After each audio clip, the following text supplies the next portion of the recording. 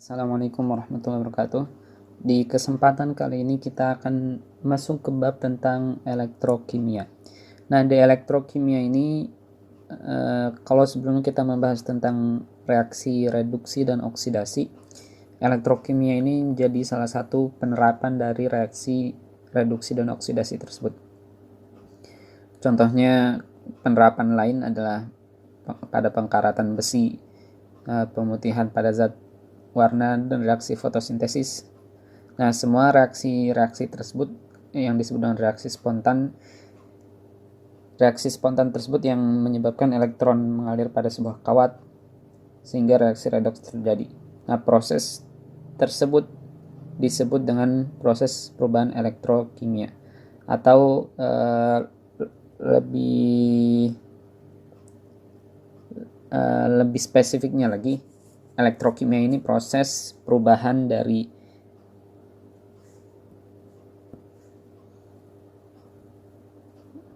listrik ke kimia atau sebaliknya. Elektrokimia atau subbab dari kimia yang membahas tentang hubungannya dengan listrik dan muatan-muatan elektron. Nah, di elektrokimia ini kita bagi menjadi dua.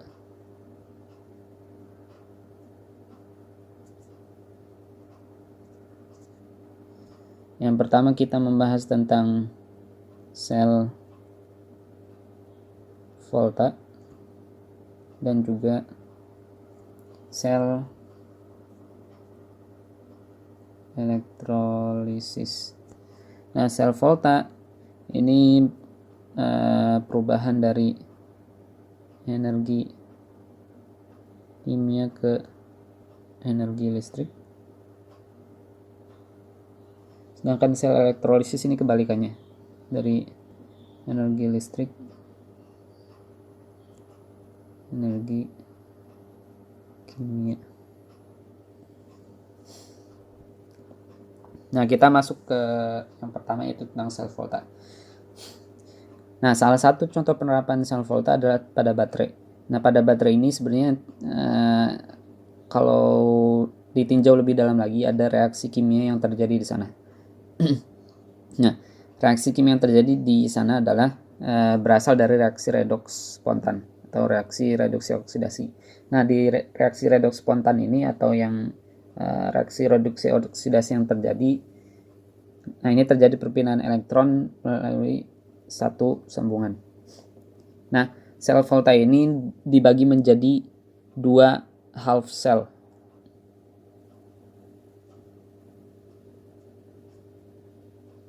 Yang satu disebut katoda, yang satu disebut anoda.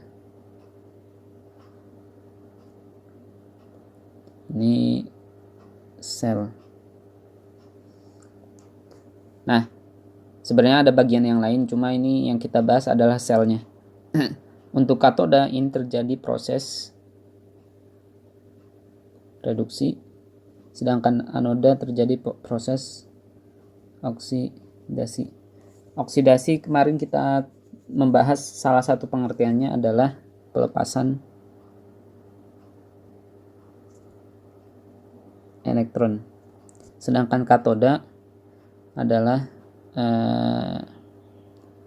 penerimaan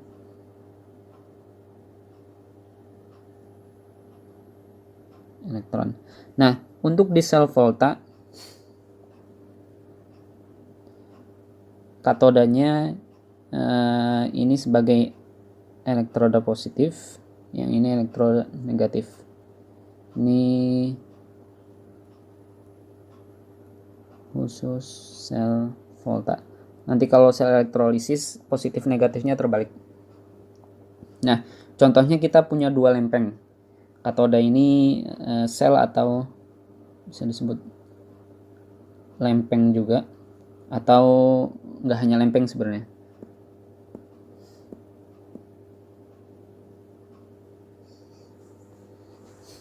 Nah, di dalam sel volta tadi Ini terjadi perubahan energi kimia menjadi energi listrik, ya udah dibahas. Nah, contohnya ada dua unsur yang kita gunakan. Yang satu adalah tembaga, yang satu seng. Ini di seng ini terjadi proses oksidasi, sedangkan di tembaga ini terjadi proses reduksi. Nanti untuk menentukan kenapa seng yang menjadi anoda dan kenapa tembaga yang menjadi katoda, nanti kita bahas. Seng sebagai anoda. Nah, satu bagian yang lain adalah jembatan garam.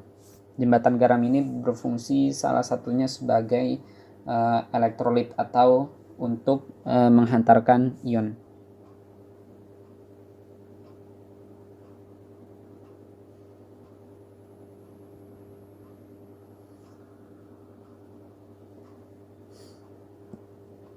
Nah, ini skemanya dari sel Volta. Ini sebelum ada baterai yang lebih canggih seperti sekarang, salah satu yang paling sederhana adalah menggunakan sel Volta ini. Jadi kita mulai prosesnya dari seng. Nah, di seng ini terjadi proses oksidasi. Ini dilepaskan lah elektron. Nah, elektronnya ini dia elektron dan Zn2+. Nah, elektronnya ini mengalir dari anoda, pada dalam hal ini seng, masuk ke katoda. Nah, di sini elektron diterima Cu2+ membentuk Cu. Jadi elektron yang masuk ke tembaga ini diterima oleh ion Cu2+. Cu2+-nya ini berasal dari SO4. Cu2+ sama SO4 2-. Yang ini Zn2.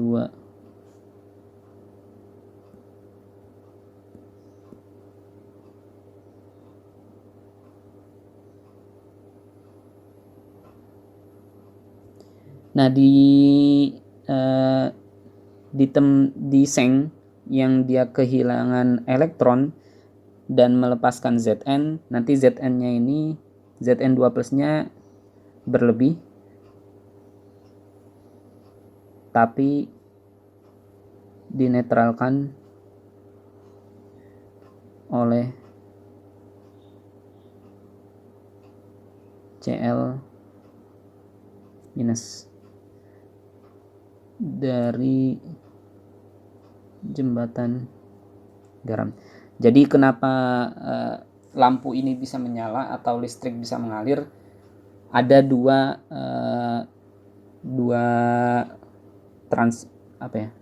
proses transport atau dua proses perpindahan. Yang pertama, perpindahan elektron dari sirkuit atau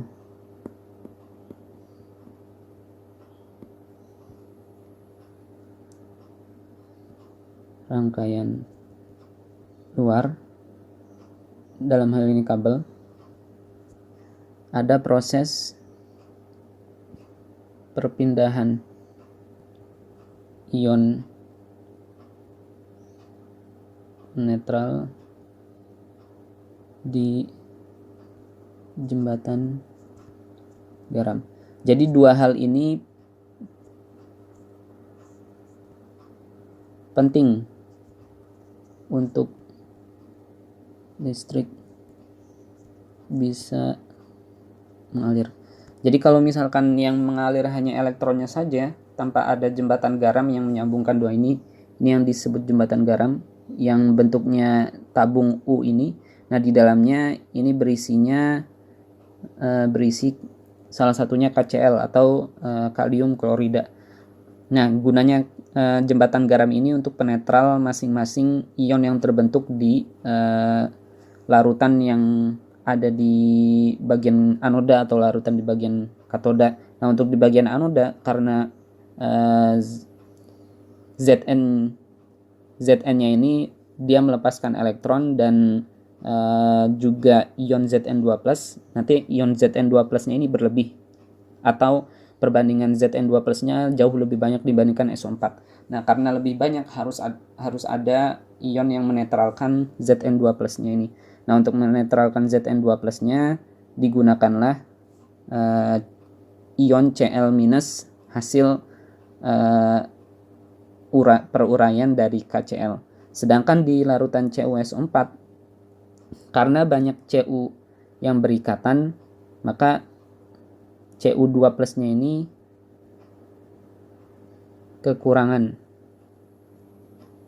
karena banyak yang berikatan dengan elektron, tapi dinetralkan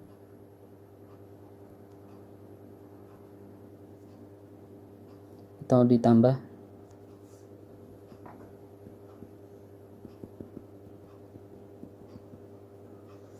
kurangan. Nah, kalau kekurangan artinya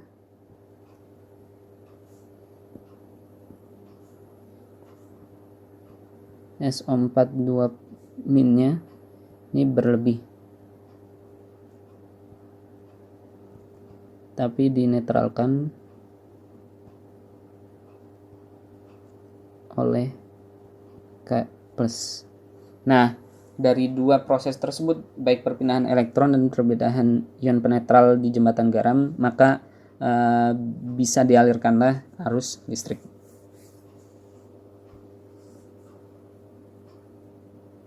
Nah, ini proses yang tadi saya jelaskan juga di sini.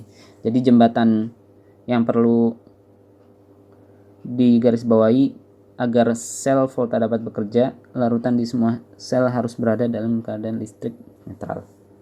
Makanya digunakanlah jembatan garam.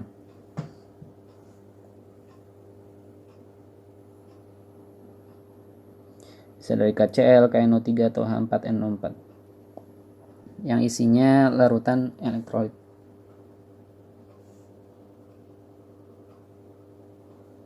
Nah, ini proses pertama, ini disebut konduksi metal pada rangkaian eksternal. Yang satunya proses konduksi elektrolit pada sel elektrokimia.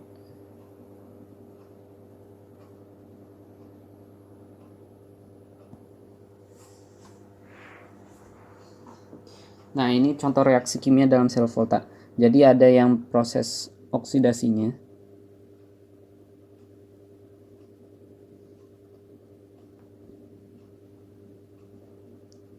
Tadi yang oksidasi itu kita lihat lagi.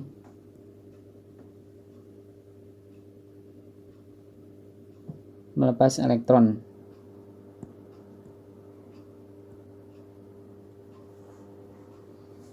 Sedangkan yang ini reaksi reduksi. Nah, karena elektronnya sudah sama-sama 2, makanya ini bisa dicoret. Jadi elektronnya di sini harus sama antara oksidasi dan reduksi. Nah, kalau sudah dicoret berarti ini turun ke bawah, nanti akan menghasilkan seperti ini.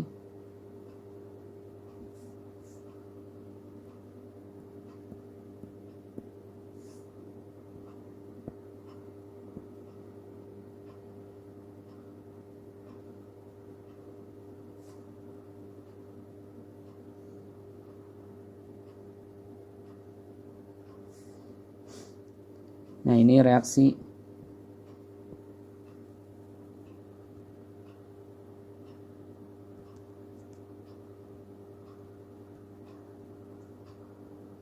kimia lengkapnya. Sel volta dengan bahan Cu. Jadi bahan yang kita gunakan bisa berbeda-beda. Nah, sedangkan untuk penulisan notasi selnya ini biasanya penulisan baku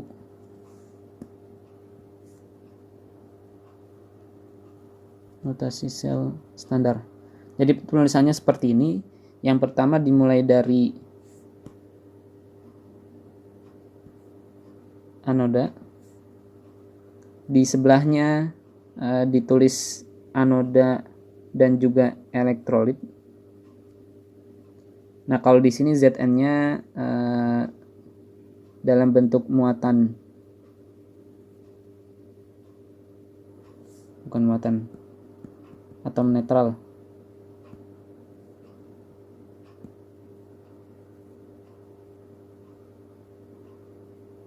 Yang ini muatan, yang ini muatan juga, yang ini atom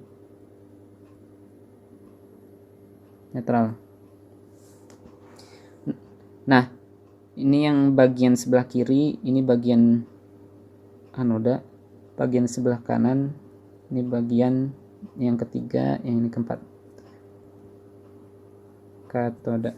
Nah, tanda yang dua garis yang ada di tengah ini artinya ini pemisah. Sedangkan yang tanda satu ini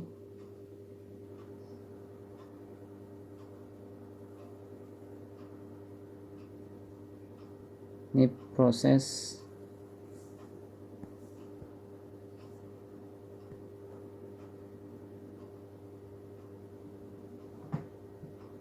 oksidasi terjadi. Yang ini proses reduksi terjadi.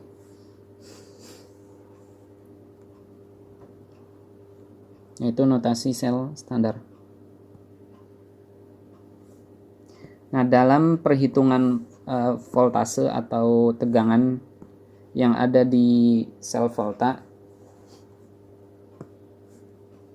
ini sudah sering kita dengar bahwasanya volt atau voltase atau disebut juga GGL, gaya gerak listrik, ini didefinisikan sebagai 1 volt atau 1 joule per coulomb. Ini W dibagi Q. Q-nya Q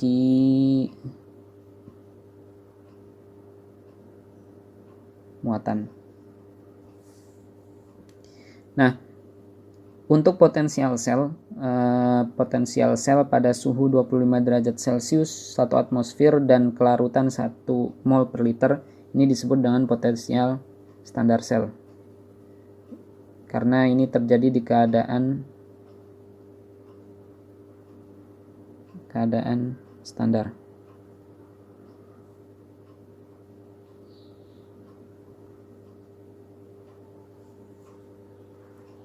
Sedangkan ini yang disebut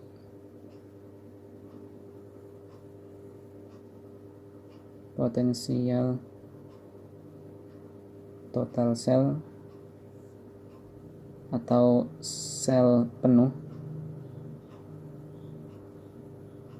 pada keadaan standar. Nah, kalau ini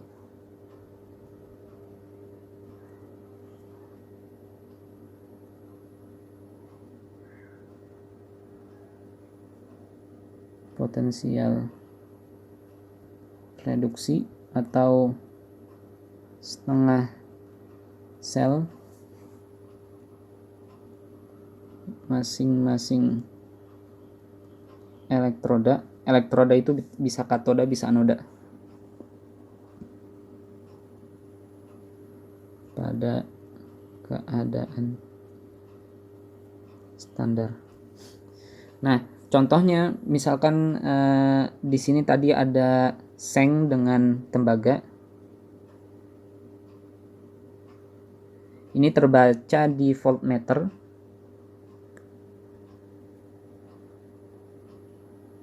Sebesar 1,1 volt. Berarti perbedaan potensial standar pada antara Zn dengan Cu ini sebesar 1,1 volt.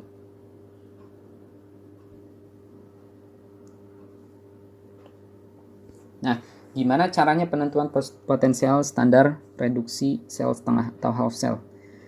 Ini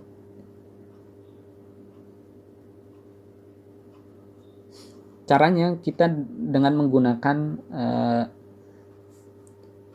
salah satu elektrodanya adalah elektroda hidrogen. Kalau di sini hidrogennya berperan sebagai anoda.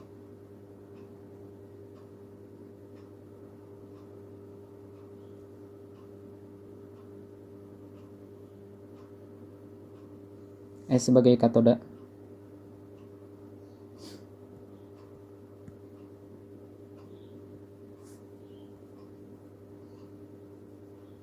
Yang di sini hidrogennya berperan sebagai anoda.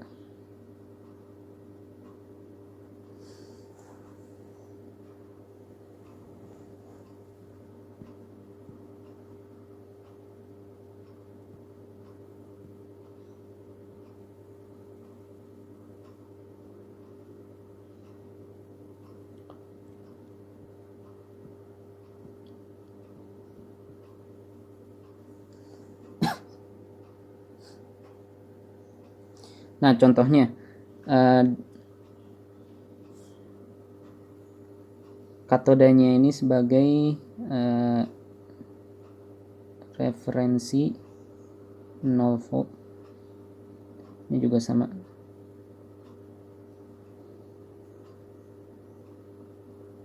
Jadi tiap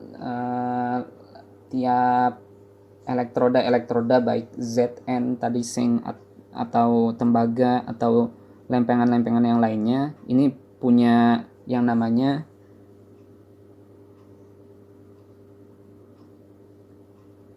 tiap bahan memiliki potensial standar reduksi. Nah, ini diukurnya menggunakan elektroda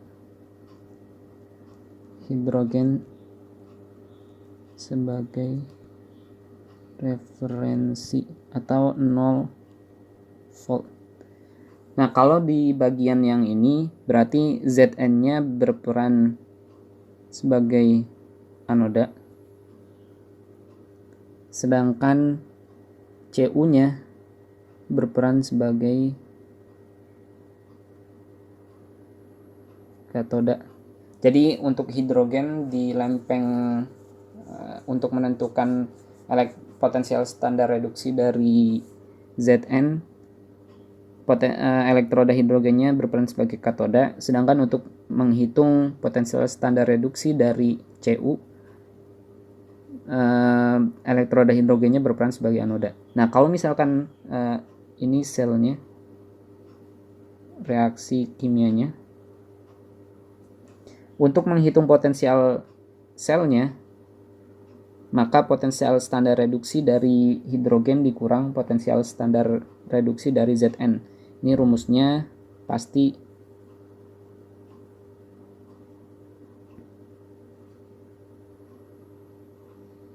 katoda dikurang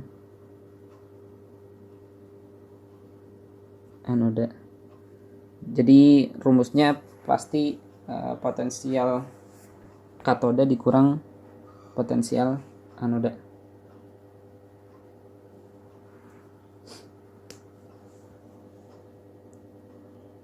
Nah, di sini 0 dikurang, berarti 0 kurang X sama dengan 0,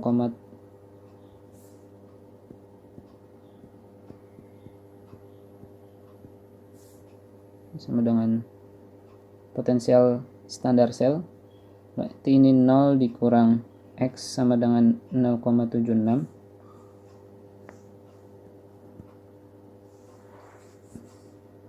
Berarti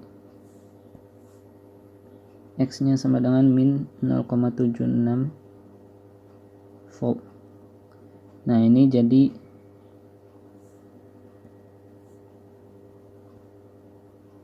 potensial standar reduksi Zn. Nah, kalau yang ini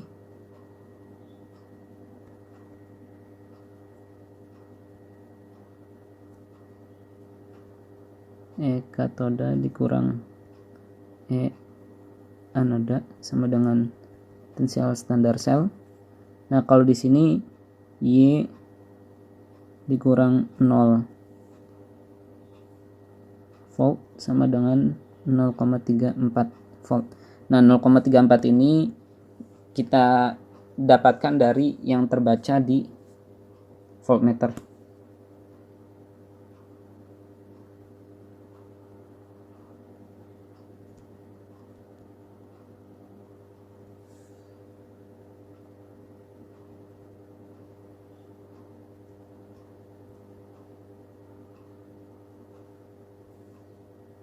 Berarti Y sama dengan 0,34 volt.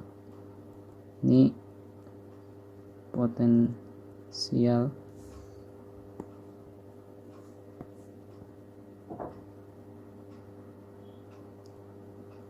reduksi.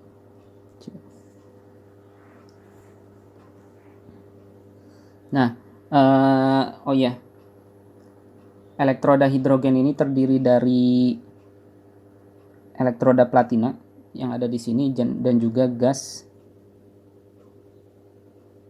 hidrogen. Ini ya, ini gasnya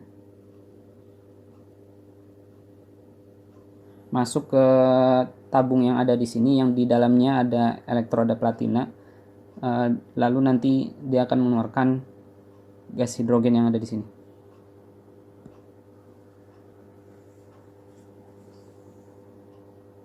Yang jadi lengkapnya. Nah, elektroda hidrogen standar ini untuk menentukan potensial standar reduksi dari berbagai macam bahan. Elektroda yang dilapisi platina dengan dialiri gas hidrogen pada tekanan 1 atm. Tekanan standar.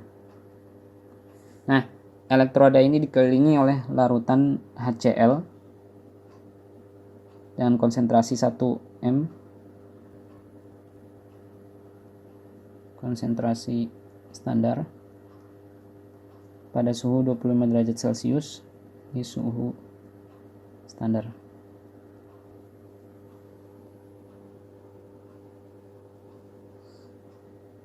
Nah, ini potensial dari elektroda hidrogen dianggap 0 volt dan dijadikan referensi untuk elektroda yang lain. Ini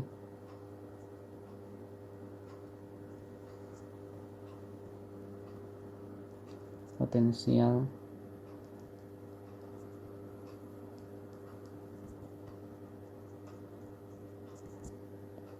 nah, ini fungsi platinanya.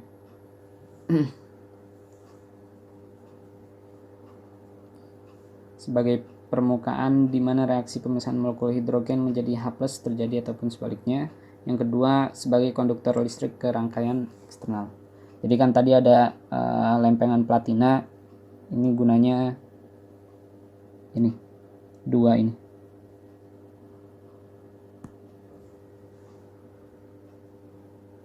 Nah, ini potensial standar reduksi setengah. Maksudnya setengah itu dia belum disatukan dengan lempengan yang lain. Jadi yang paling tinggi nilainya kalau di sini adalah F atau fluorin, sedangkan yang paling rendah di sini adalah lithium. Nah, logikanya kalau misalkan ingin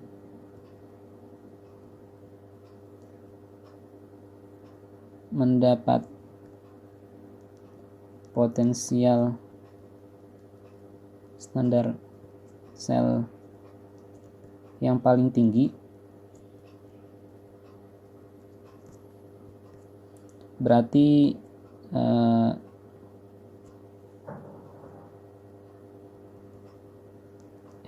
katodanya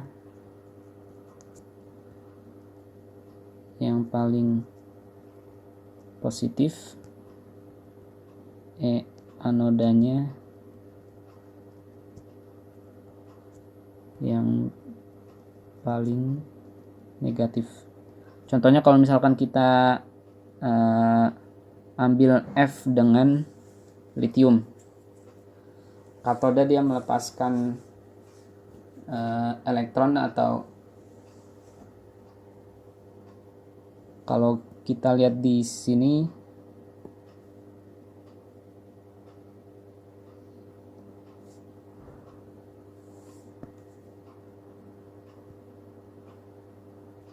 katoda reduksi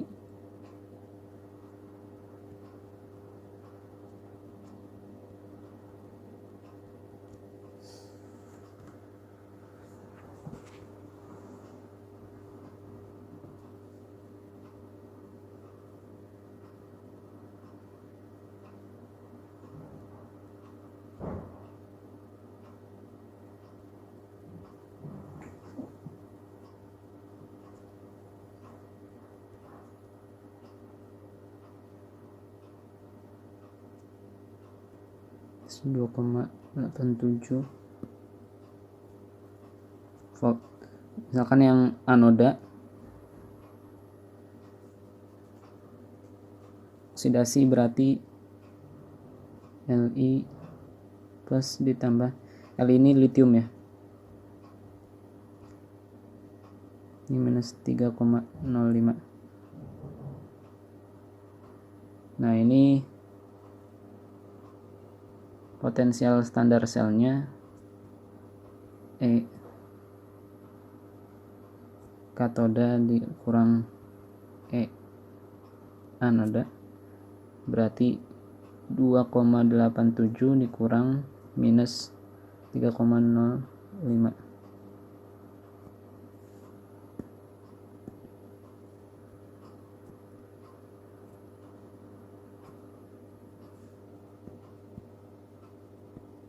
Berarti ya hasilnya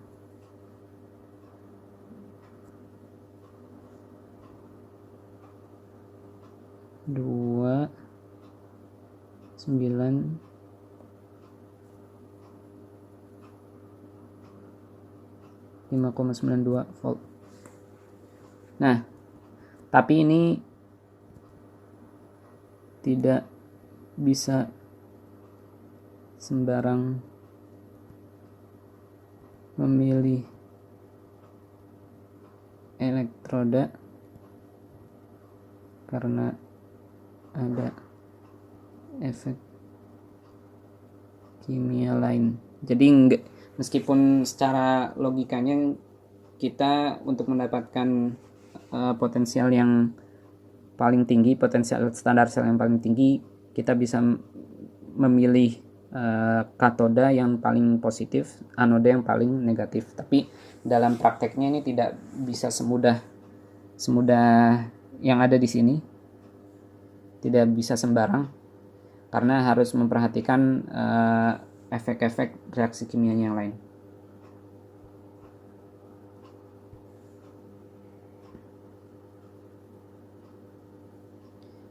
Nah, kita sekarang memprediksi reaksi spontan. Nah, reaksi spontan adalah reaksi yang terjadi ketika potensial standar selnya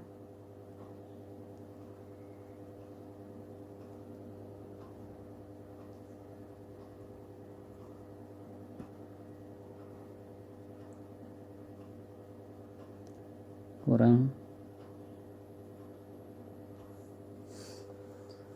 anoda.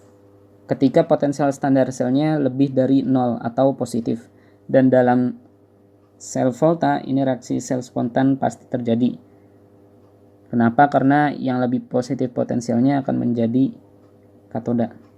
Contohnya, tentukan reaksi spontan yang terjadi jika Cu dan Al ditambahkan ke dalam larutan yang mengandung Cu2+ dan Al3+. Hitung juga potensial standar selnya. Nah, cara menentukannya gimana, mana yang jadi katoda, mana yang jadi anoda. Ini nanti jadi katoda, dipilih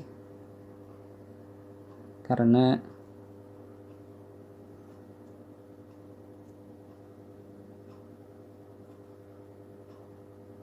reduksinya lebih positif. Ini anoda dipilih karena reduksinya lebih negatif. Ini lebih besar, yang ini lebih kecil. Nah, jadi yang nantinya akan terjadi proses reduksi ini ada di katoda. Yang anoda ini proses oksidasi. Nah, karena kita udah memilih Cu yang jadi katoda, Al yang jadi anoda berdasarkan voltasenya. Ini lihat di tabel.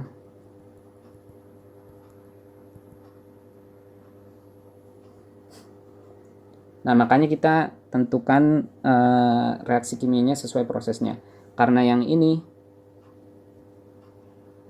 Cu karena dia mengalami reduksi atau penangkapan elektron.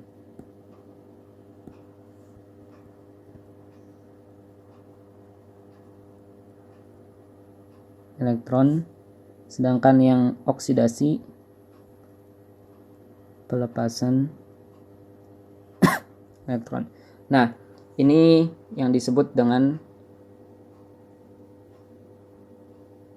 reaksi spontan. Nah, reaksi spontannya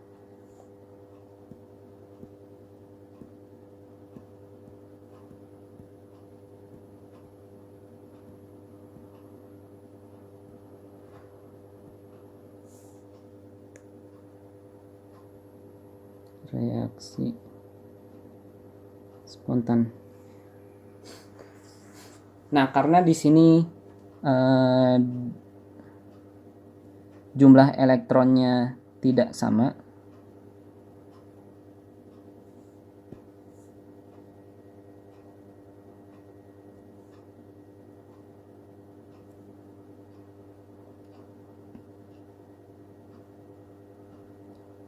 tidak sama jumlahnya, makanya kita perlu kalikan dengan 3 untuk yang Cu dan kalikan dengan 2 untuk yang Al agar sama-sama elektronnya jadi 6. Kalau misalkan udah jadi 6 bisa kita coret. Nah, yang ininya juga dikali 3 semua. Ini dikali 3, yang sebelah sini dikali 2. Nah, Cu dikali 3, Cu2 plus dikali 3 berarti 3 Cu plus. Yang di bawahnya Al dikali 2 dikali sama dengan 2Al plus. Nah, ini dipisahkan sesuai ini sebelah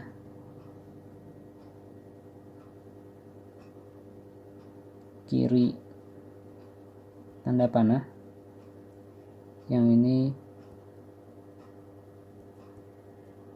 sebelah kanan tanda panah. Nah, perlu dilihat ya, perlu diperhatikan, ini meskipun dikali 3 dan dikali 2 nggak berpengaruh sama nilai potensial. Ini potensialnya tetap.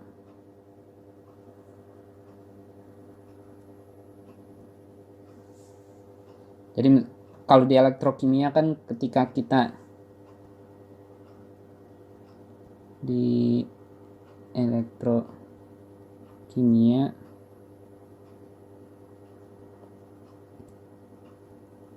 reaksi dibalik atau dikali atau dibagi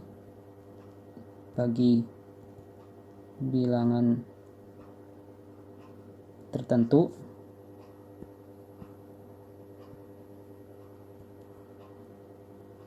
maka delta H berubah.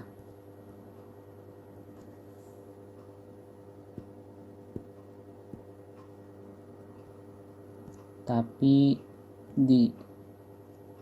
bukan elektrokimia, di termokimia, maaf.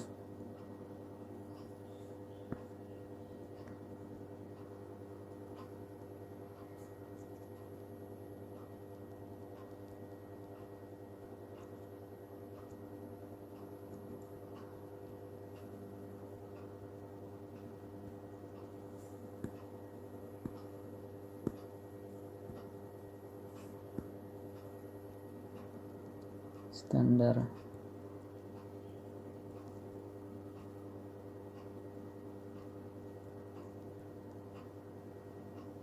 ya terpengaruh. Nah, untuk menghitung potensial standar selnya,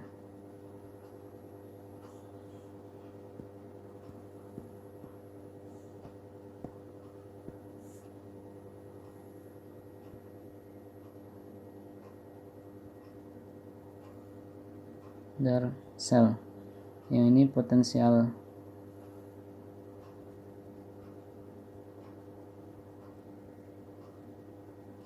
standar reduksi CU, yang ini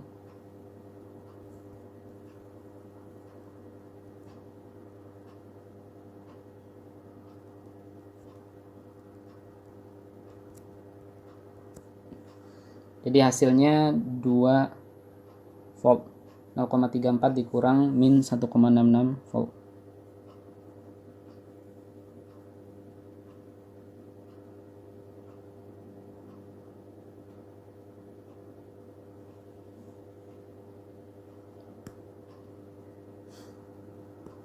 Nah, contoh yang lainnya di latihan 30. Tentukan potensial standar sel dari Zn dan Cu ini. Nah, ini ngambilnya juga dari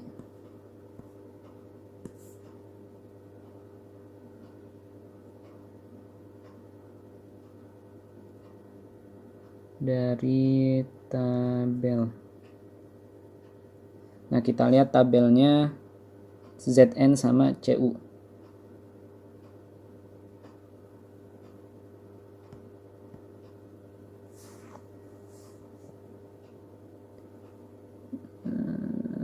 Koma 34. Ini latihan 30. CU-nya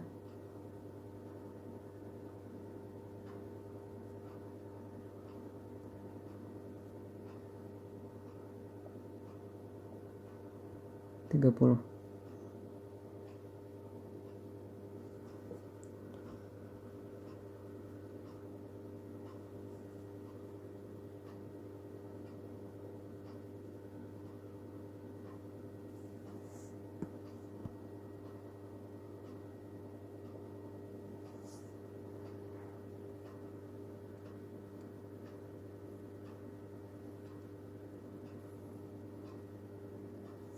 Oh ya, untuk yang ini balik.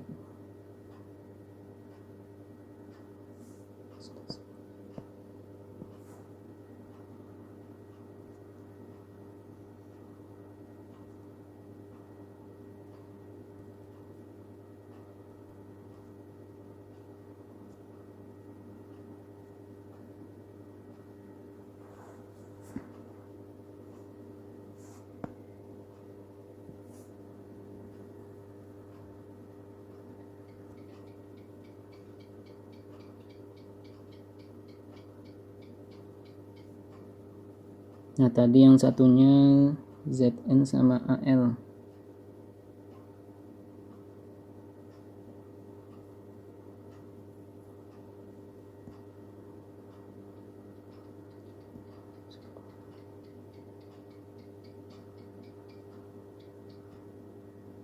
Cu sama Al.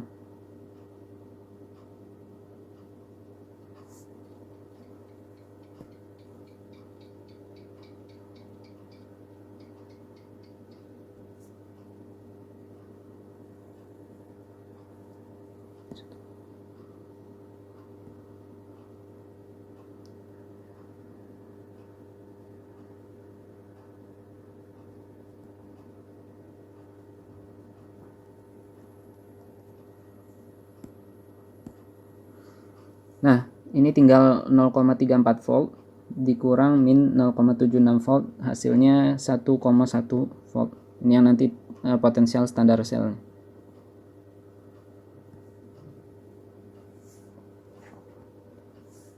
Nah, sebenarnya tadi kan udah dijelaskan persamaan potensial standar sel terjadi pada keadaan standar atau suhu 25 derajat Celcius, tekanan 1 atmosfer, dan konsentrasi 1 mol per liter. Nah, tapi kenyataannya kondisi yang seperti ini sulit atau terkadang tidak mungkin dicapai, sehingga digunakanlah persamaan yang lebih umum, yaitu disebut dengan persamaan Nernst. Nah, ini yang potensial standar selnya.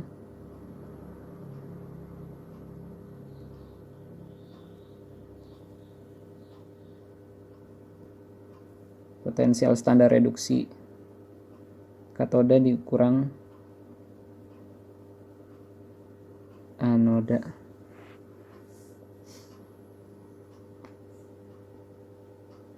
Dikurang RU kali T dibagi NF ln Q.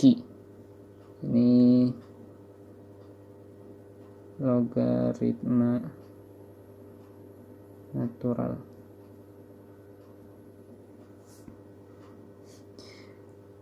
E-selnya sebagai potensial sel,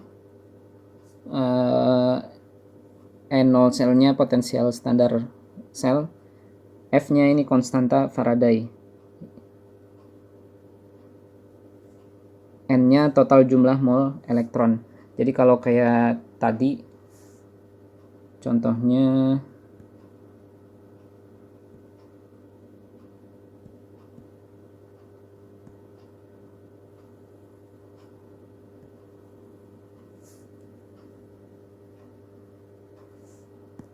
yang ini,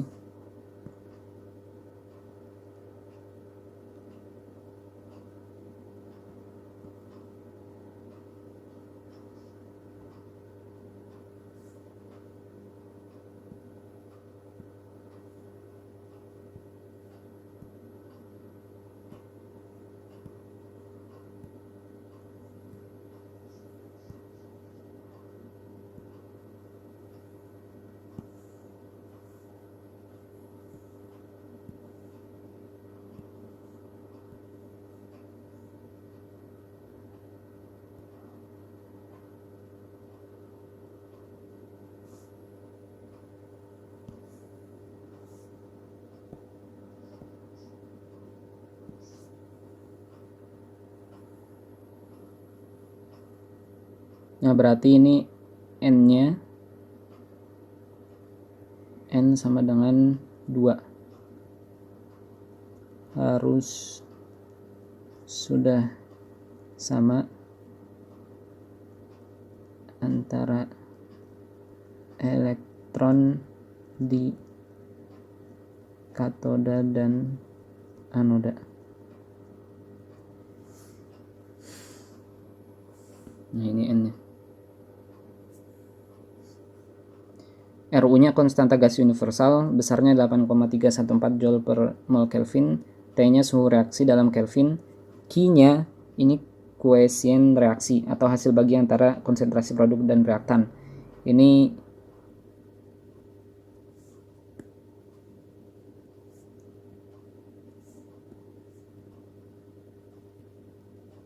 cara menghitung,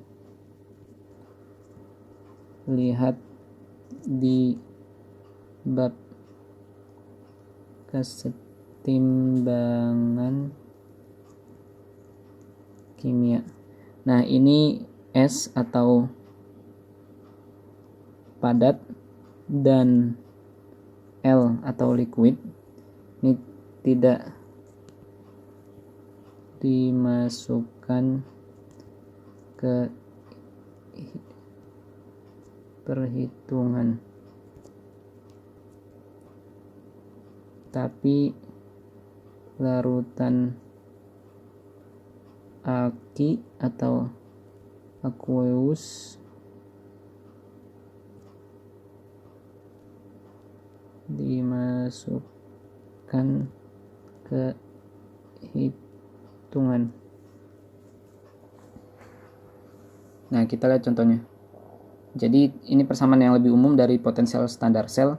Kalau misalkan ln Q-nya ini antara atas dan bawah sama, misalkan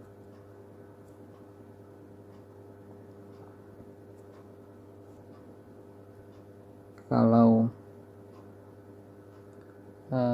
tadi produk akan pangkat A, yang ini reaktan pangkat B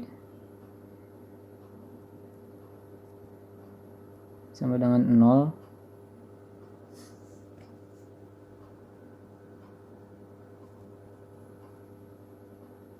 atau produk pangkat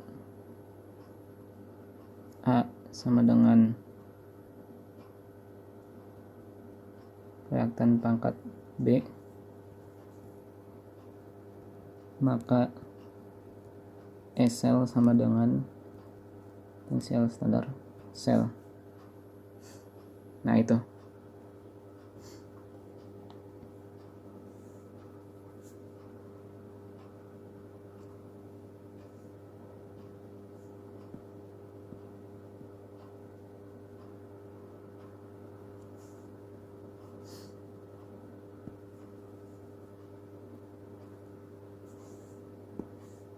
Contohnya di sini.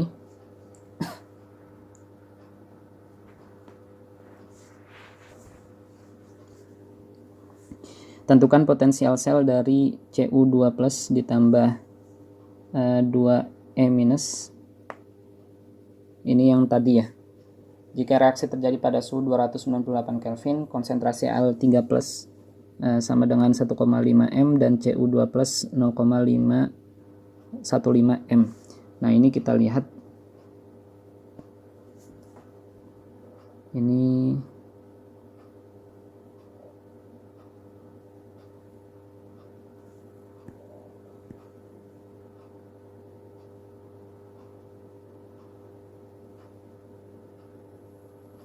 tidak masuk perhitungan Ki.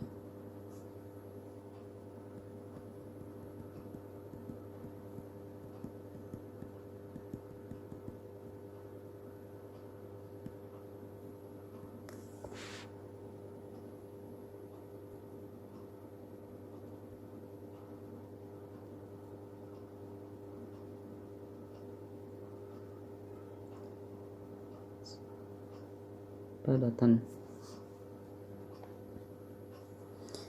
Nah, yang sebelah sini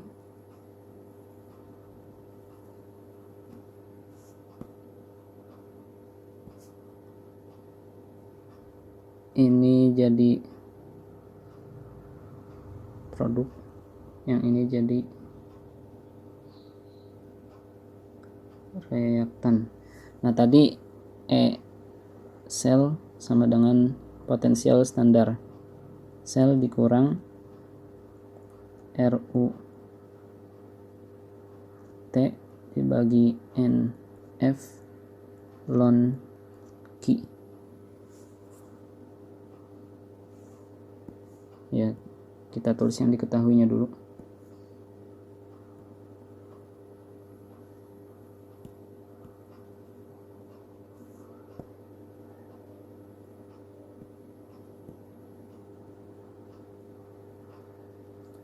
Tidak satu diketahui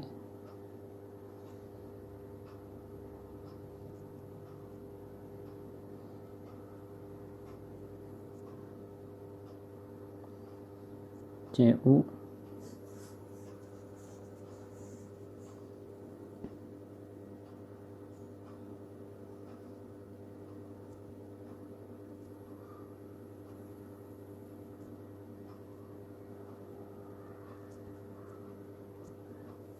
tadi potensial standar elektronnya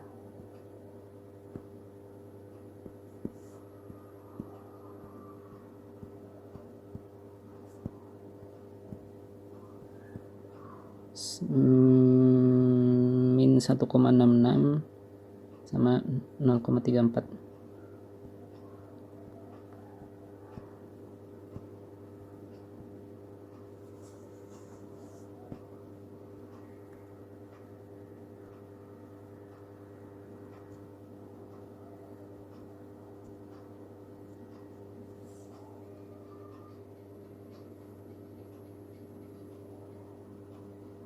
0,34.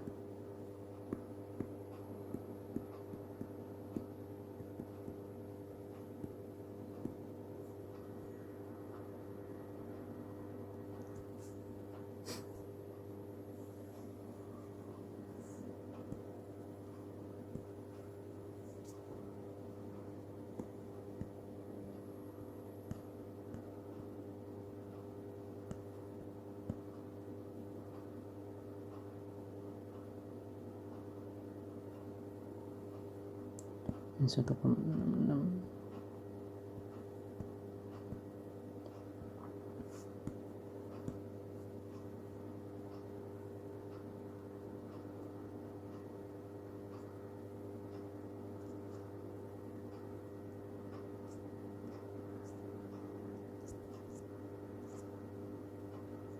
Min 1,66 V.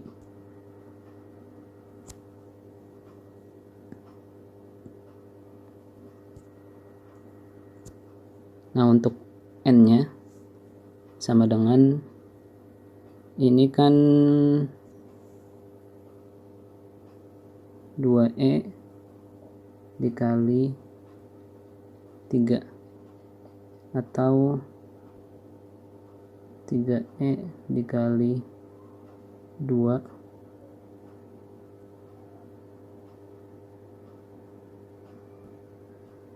N.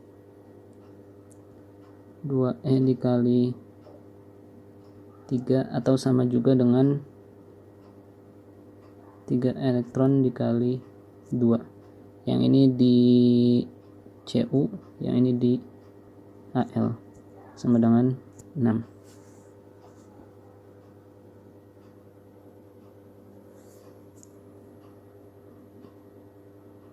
Q-nya berarti konsentrasi, itu dulu deh yang diketahui sama T-nya sama dengan 298 Kelvin, konsentrasi Al3+ sama dengan 1,5 M, Cu2+ sama dengan 0,15 M. Ditanyakan potensial standar selnya. Bukan potensial standar sel, potensial sel.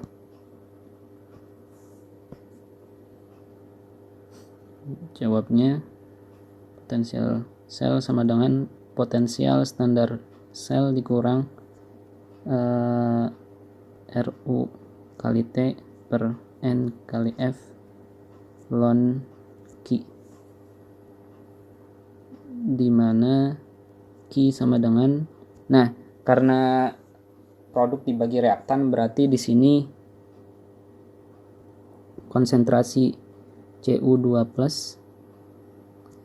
ini kita pakainya pangkat bukan Cu2+ tapi Al.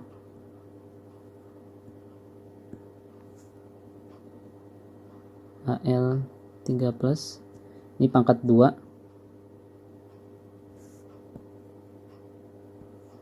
Ini diambil dari sini. Kayak perhitungan di kesetimbangan kimia.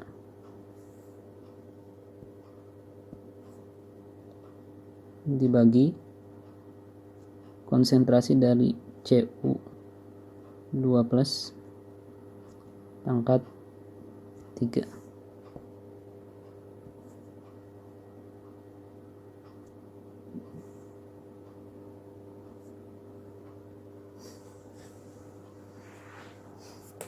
Nah, sekarang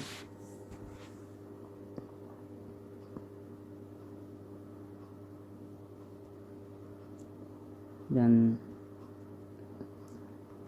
sama dengan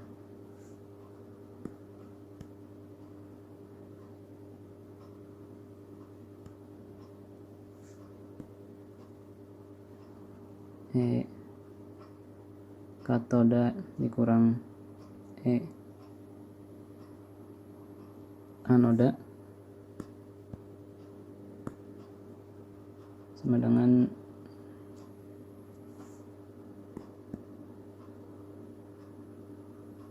Cu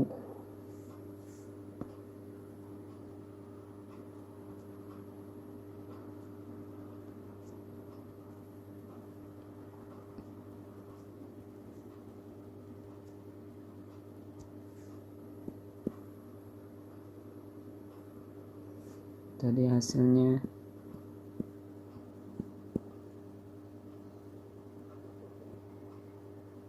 2 volt.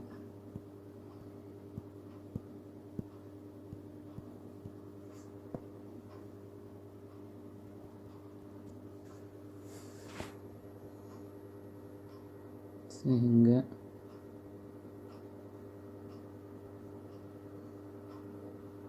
dua volt dikurang RU nya tadi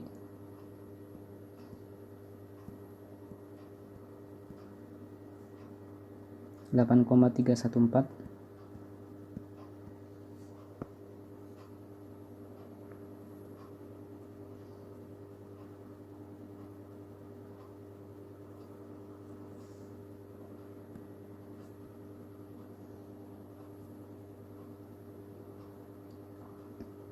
dikali 298 Kelvin dibagi N nya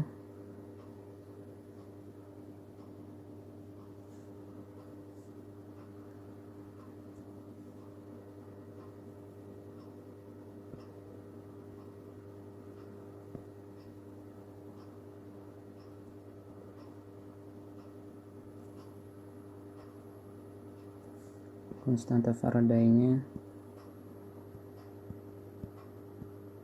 96485,3. 96485. Satuannya Coulomb per Joule per volt mol.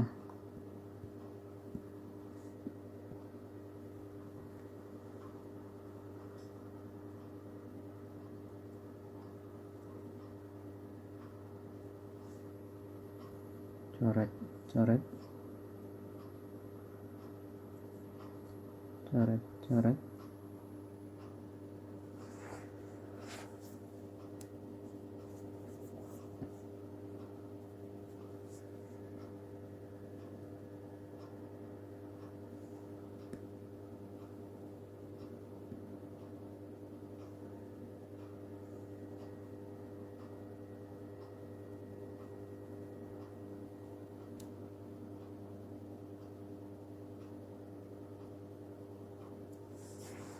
dikali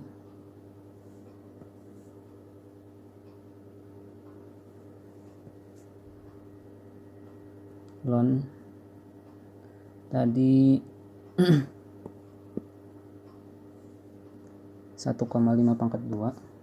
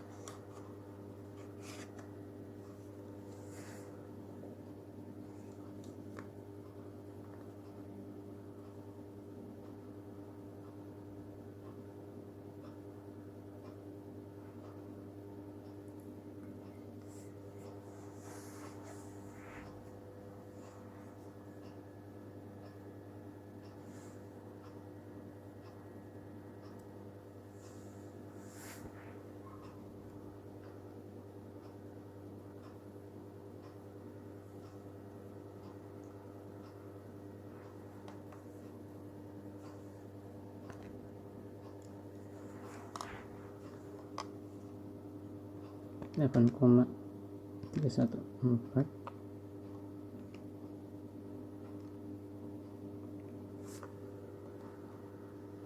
kali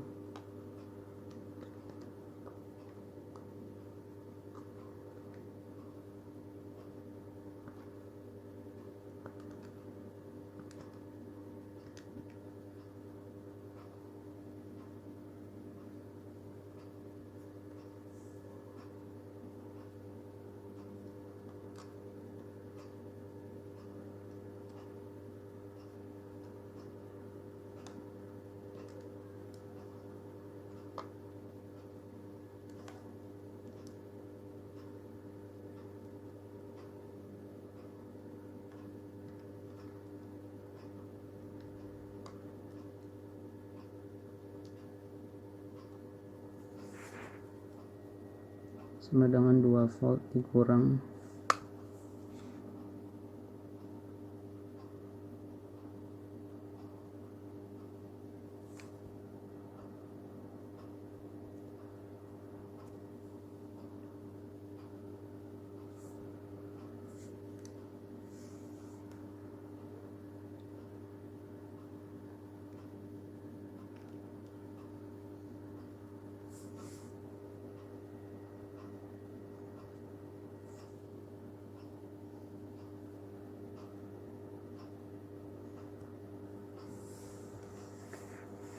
nah itu. Nah, untuk selanjutnya tadi kita membahas tentang sel volta, sekarang kita masuk ke sel elektrolisis. Nah, sel elektrolisis ini prosesnya kebalikan dari sel volta. Jadi kalau tadi di sel volta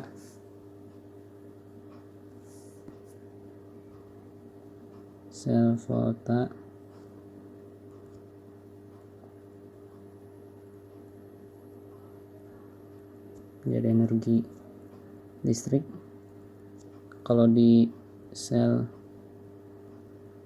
elektrolisis energi listrik menjadi energi kimia. Nah, elektrolisis ini tadi sudah dijelaskan perubahan energi listrik menjadi energi kimia.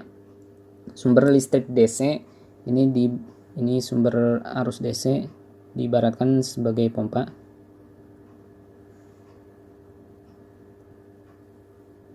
Nah, pompanya ini untuk menyalurkan elektron dari ini misalkan NaCl garam yang dilelehkan dari Cl minus yang ini. Jadi di prosesnya kalau tadi di sel volta antara katoda dengan anodanya itu dipisahkan lewat tempat yang berbeda. Kalau ini tempatnya disatukan, katoda dan anoda pada satu wadah. Jadi elektronnya diambil dari 2 Cl minus. Nah, ketika diambil, ini anodanya dia akan semakin positif.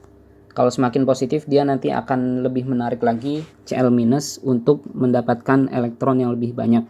Nah, elektron yang didapatkan dari anoda ini disalurkan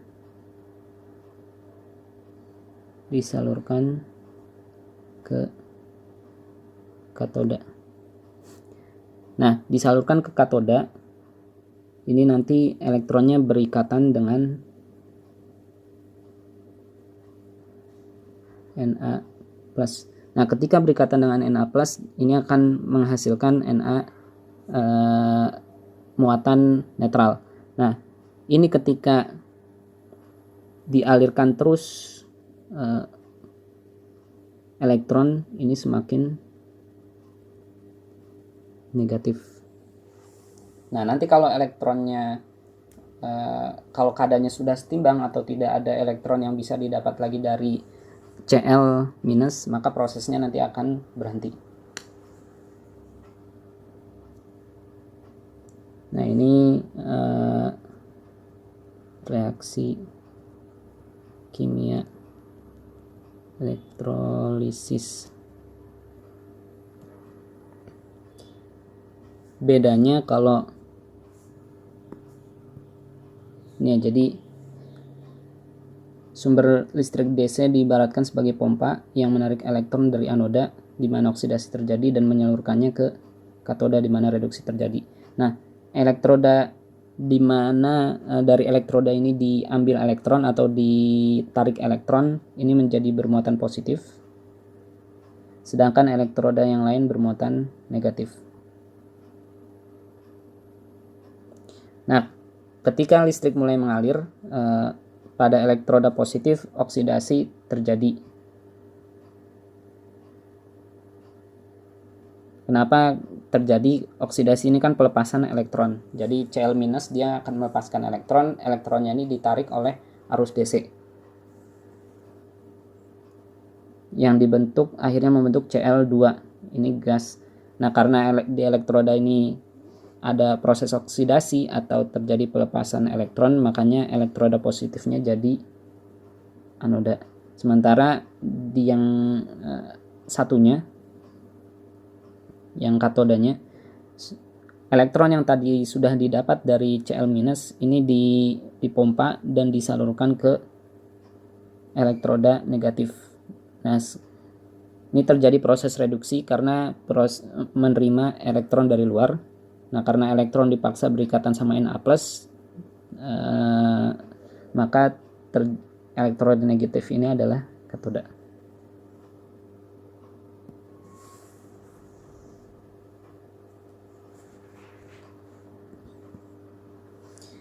Nah, ini perbedaannya.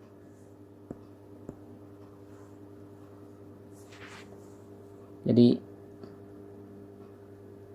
elektrolisis yang ini sel volta. Ini katodanya negatif, anodanya positif. Kalau yang ini katodanya positif, anodanya negatif.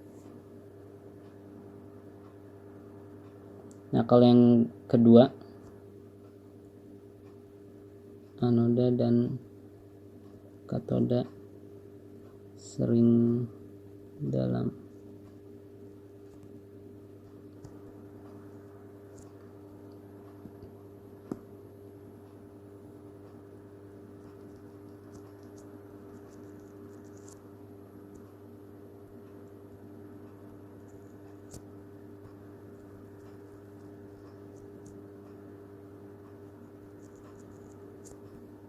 bagian terpisah.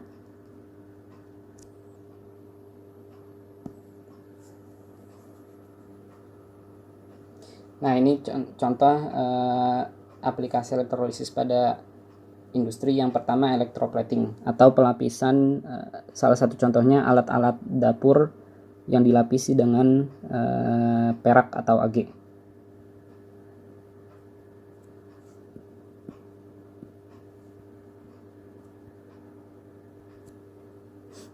Nah, nanti ketika terjadi katoda atau proses di sini proses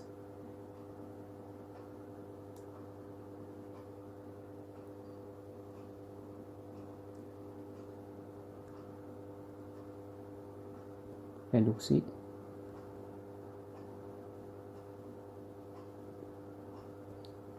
elektron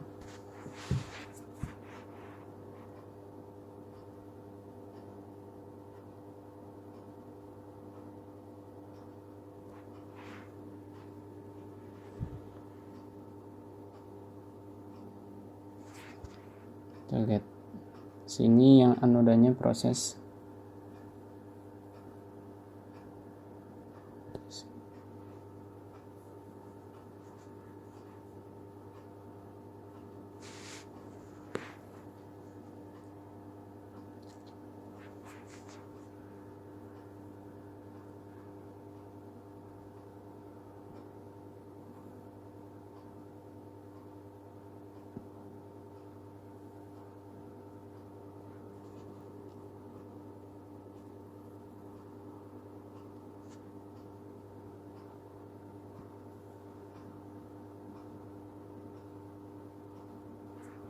Nah, ini nanti Ag plus nanti dia akan nempel ke sini.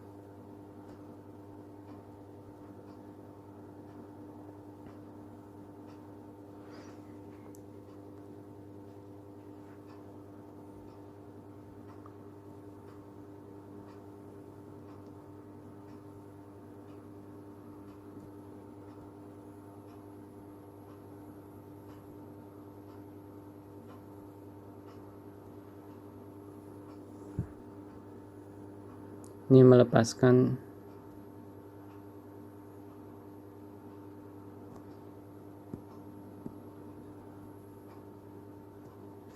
nanti Ag plusnya ditangkap di sini. Nah, akhirnya nanti ini terlapisi oleh Ag. Garpu atau sendok dan beberapa peralatan lainnya, ini proses pelapisan.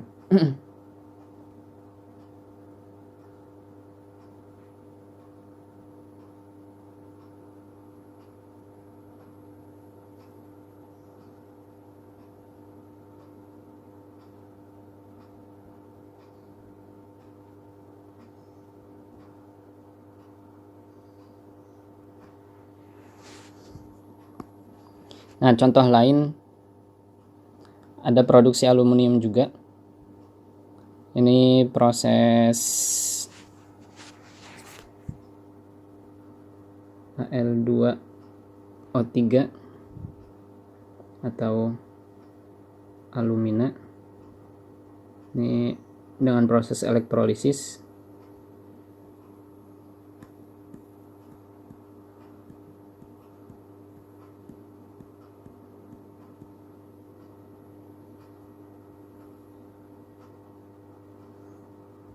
Didapatlah 4Al tambah 3O2. Ini yang diinginkan.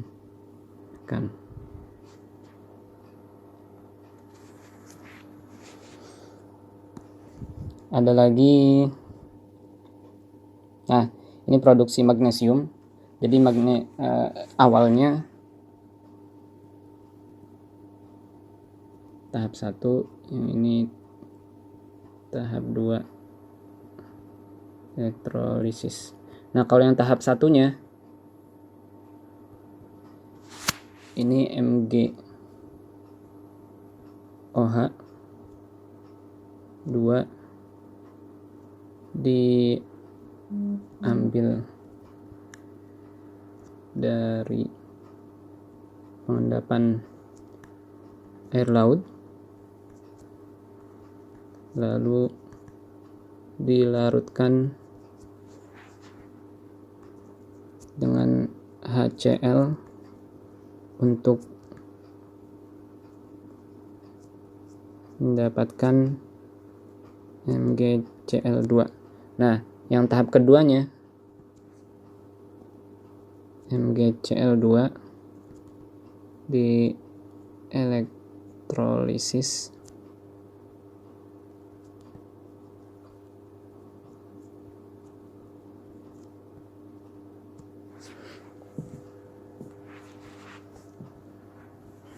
nah itu, atau produksi natrium. Ini di contoh